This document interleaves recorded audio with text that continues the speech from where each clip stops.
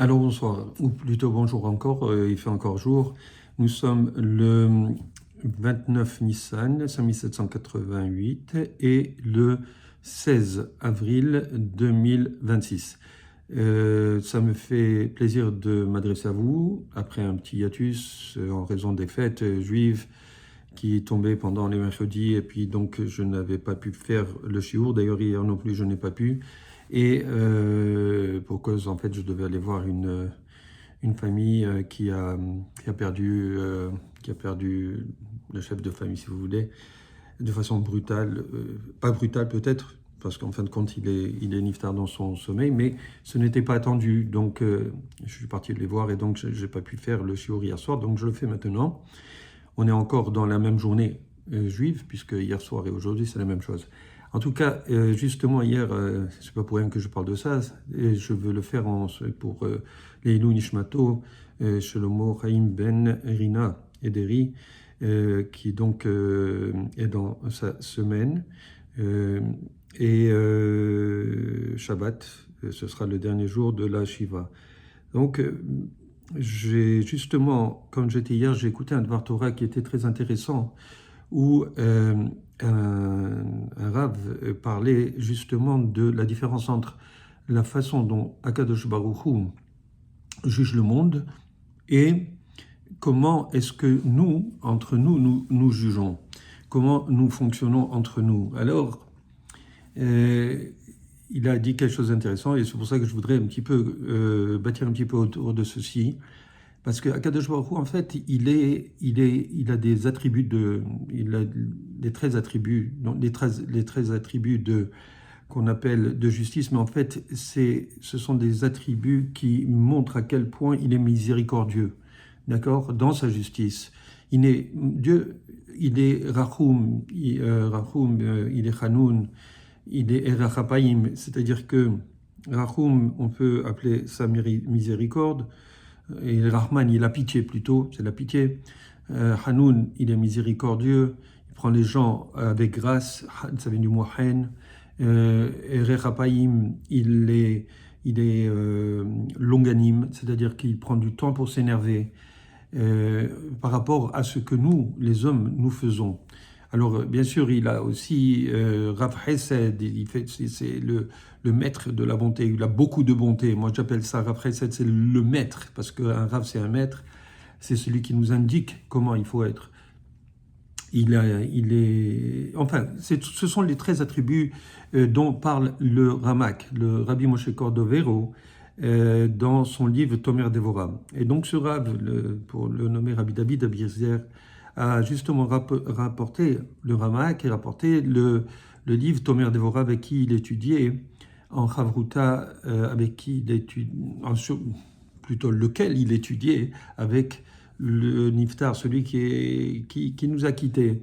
Et donc ils étudiaient cela. Et moi-même j'étais assez impressionné par le fait que cette personne que je ne croyais pas si impliquée dans l'étude, eh ben, au Hachem, ils ont étudié un livre qui est en fait basé sur beaucoup de Kabbalah. Et moi-même, pour l'avoir étudié un petit peu, c'est un petit peu décourageant, tellement on a l'impression qu'il se répète, mais en fait, il y a des nuances entre chaque attribut de Akadosh Baruch Hu.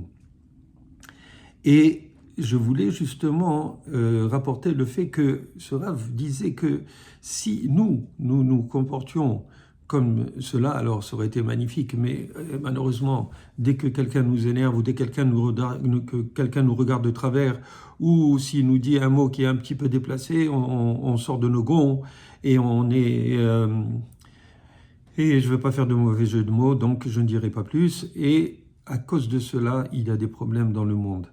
À cause de cela, il y a des problèmes de la Shonara. À cause de cela, il y a des problèmes d'iniquité dans le monde. À cause de cela, il y a malheureusement, ça peut arriver à de la violence physique. Pourquoi? Parce qu'on a l'impression qu'on nous doit énormément de kavod et qu'on doit nous parler avec tellement de délicatesse. Pourquoi? Parce que on n'est pas comme un Kadosh Baruch Hu, et dès que quelqu'un va nous parler mal, on va pas lui sauter dessus, mais on va avoir un jugement sur lui très négatif, ou même il ne s'agit pas de nous, mais on va poser un œil sur l'autre personne, un œil sur l'autre, on va malheureusement le juger de façon drastique et de façon très très rigoureuse. Pourquoi? Parce que nous sommes des hommes, parce que nous n'avons pas cette patience, nous n'avons pas cette bonté, nous n'avons pas comment dirais-je, cette mida, cette qualité de juger l'autre de façon positive, de juger les gens pour le bien. Parce que malheureusement, nous sommes des êtres humains. Et malheureusement aussi, nous avons nos manques, nous avons nos problèmes psychologiques des fois, il faut le dire, parce qu'on est tous d'une façon ou d'une autre traumatisés par certaines expériences dans la vie, par la façon dont on nous a traités quand on était jeune, comment on nous a parlé, comment on nous a éduqués, les personnes qu'on a rencontrées, les parents qu'on a eus, les expériences sentimentales qu'on a eues, les expériences au niveau social que nous avons eues.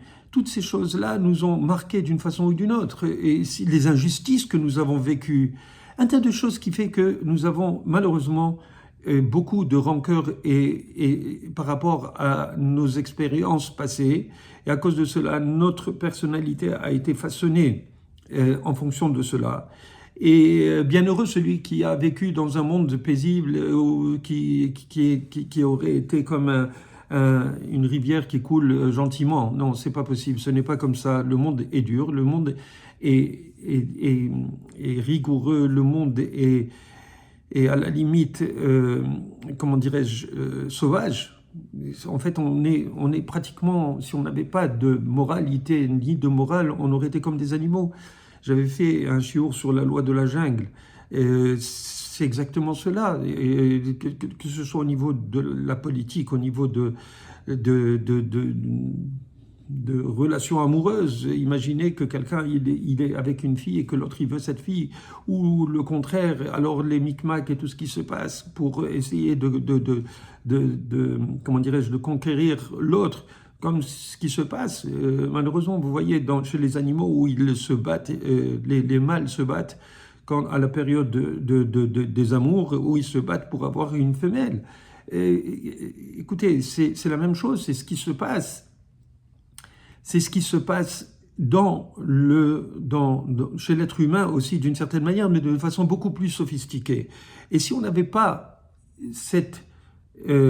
comment dirais-je, cet ordre au niveau de la société, cette justice, ce système de justice dans la société, on n'aurait pas pu continuer à vivre en société. C'est pas possible. Le monde aurait été détruit. Et d'ailleurs, il a failli être détruit assez souvent. Et d'ailleurs, il est en train éventuellement d'être détruit. Pourquoi? Parce que chacun essaye de tirer, comme ils disent ici au Québec, la couverte à lui. En fait, c'est la couverture. Et chacun essaye de gagner le maximum pour son pays ou pour ses concitoyens au détriment des autres. Et à cause de cela, il y a des guerres. À cause de cela, il y a, à part, sans compter le fait qu'il y a des mégalomanes qui se prennent pour les rois du monde. Et effectivement, ce sont les rois du monde. Il faut être réaliste. Et à cause de cela, on a comment dirais-je, des tensions politiques au niveau mondial. Vous n'avez qu'à voir le détroit d'Ormuz, comment il se comporte ces temps-ci, avec le blocus américain contre les bateaux, contre tout bateau qui voudrait, comment dirais-je, rentrer ou sortir des ports iraniens. Pourquoi? Parce que l'Iran, elle, envoie et veut envoyer le monde dans une guerre mondiale, on le sait, entre probablement les États-Unis, la Chine, et on sait que la Chine est alliée avec la Russie, avec l'Iran, la Turquie probablement, et d'autres pays qui pourraient se mettre contre les États-Unis, avec d'un autre côté les États-Unis, Israël, d'autres pays, maintenant éventuellement des pays arabes. Donc qu'est-ce qui se passerait si tout dérape? Et même si ça ne dérape pas, ici, c'est le feu actuellement, on ne sait pas comment les choses vont tourner. On n'a aucune idée de comment les choses vont tourner. Probablement que ça va finir en pour le moment, ça va se calmer et ensuite ça va reprendre parce que les Iraniens ne sont pas prêts à lâcher le morceau. Ils veulent absolument avoir l'hégémonie sur au moins le Moyen-Orient, si ce n'est pas le monde. Et leur objectif en tant que chiites, qui est une partie de l'islam, est de promouvoir la venue du Mahdi qui va donner à l'islam la mainmise sur le monde. Et pas seulement la mainmise, c'est de rendre tous les gens musulmans. C'est leur objectif. Donc, si vous voulez, ce qui est en train de se passer. Et à cause de cela, il se pourrait qu'il y ait un grand problème qui va arriver.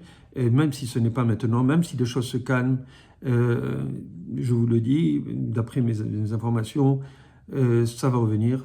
L'Iran ne va pas lâcher et il va avoir malheureusement une situation où on va arriver à une guerre grave entre les deux grandes puissances ou deux grands blocs qui vont s'affronter. Et comme c'est connu, ils vont venir contre Israël. Alors pour en revenir un petit peu au micro plutôt qu'au macro, on va justement parler des relations qui sont au niveau, je sais pas, d'une municipalité, d'un quartier, d'une ville. Et on voit que dans ces endroits-là, bien sûr, il y a les cours municipales, il peut y avoir les cours supérieurs, des cours de justice et éventuellement des cours suprêmes. Donc c'est absolument nécessaire puisque c'est une des mitzvot, c'est une des lois noachides, c'est-à-dire de maintenir un ordre social et d'avoir des batédinim, des cours de justice, et bien sûr un système pour appliquer cette justice, un système de police. Pourquoi ? Parce que s'il n'y a pas de justice et de police et de gouvernement et de loi, alors le monde n'aurait pas pu tenir. Déjà avec tout ce qu'on a comme loi, alors chacun fait ce qu'il veut et on arrive à des milliards de morts. Donc maintenant, imaginez si on n'avait pas. Si on avait... c'est sûr que grâce à cela, on a la possibilité d'avoir un semblant de paix, d'avoir un certain calme, une certaine harmonie dans la société. En tout cas, il y a des périodes où c'est plus harmonieux que d'autres. Et je ferai une parenthèse, c'est que cette paix sociale provient en fait de la prière, du mérite du peuple juif. Alors vous direz, ouais, mais c'est quoi cette histoire? Là, ce rabbin-là, il exagère un petit peu. Ben non, mes chers amis, parce que le fait que nous étudions, c'est-à-dire que si le peuple juif étudie la Torah et applique les mitzvot, alors il attire vers le monde la paix, il attire la prospérité, il attire la parnassa, si vous voulez, il attire tout ce qui est positif pour avoir une vie harmonieuse, une vie, une belle vie. Et ça dépend du juif. C'est pour ça que les Haramim disent que si, comment il s'appelle, je pense que c'était l'empereur Vespasien, s'il savait à quel point le Beth Amikdash est protégé, le monde, il aurait mis, et l'étude de la Torah protège le monde, il aurait mis des soldats à côté de chaque juif pour l'obliger à étudier la Torah. Pourquoi ? Parce que c'est la façon d'ouvrir le canal de bonté d'en haut dans le monde. Et d'ailleurs, il y a une Mishnah dans les Pirkei Avot, dans le troisième chapitre, le chapitre 3, et là, un Mishnah Bet qui rapporte Rabbi Hanina, Segan HaKohanim, le Rabbi Hanina qui était le second Segan, vous voyez, second, des Kohanim, et il disait, qui est un Kohen, il disait prie pour le shalom de la royauté, du gouvernement, du parlement, de ce que vous voulez, de toutes les autorités pour diriger un pays, chez Ilma Lemora'a, que si il n'y avait pas la crainte de ce gouvernement, d'accord, Ish et re'eu hayim bela'u. Un homme aurait mangé, aurait avalé vivant son prochain. Vous imaginez un petit peu. Donc, c'est quelque chose de... C'est un conseil. C'est une Mishnah. Une Mishnah, ça fait partie du Talmud, qui nous enjoint à prier pour le shalom. À prier. Et pour cela... ça montre, et pour cela, ça nous montre que si on n'avait pas fait cela, le monde serait parti en cacahuète complètement. On doit prier pour qu'il y ait le shalom dans toutes les sociétés. Encore, avant, il y avait des rois. Les rois, il y avait des rois qui étaient fous, il y avait des rois qui faisaient n'importe quoi. Bon, il y avait quand même des ministres, il y avait quand même une certaine loi qu'ils devaient suivre. Mais là, c'est un peu plus contrôlé. Avec la démocratie, on a une possibilité de faire des dérapages contrôlés. Ça veut dire, c'est vrai qu'il peut y avoir des dérapages. On a vu Hitler, on a vu qu'est-ce qu'il a fait et comment, comment dirais-je, avec la démocratie, les musulmans sont en train de prendre à Londres et Paris, et petit à petit, avec la démocratie et la démographie, ben, ils arrivent à essayer de contrôler et d'imposer une nouvelle façon de voir. Et donc, ça peut devenir éventuellement dangereux, ça peut en dénaturer les valeurs des sociétés.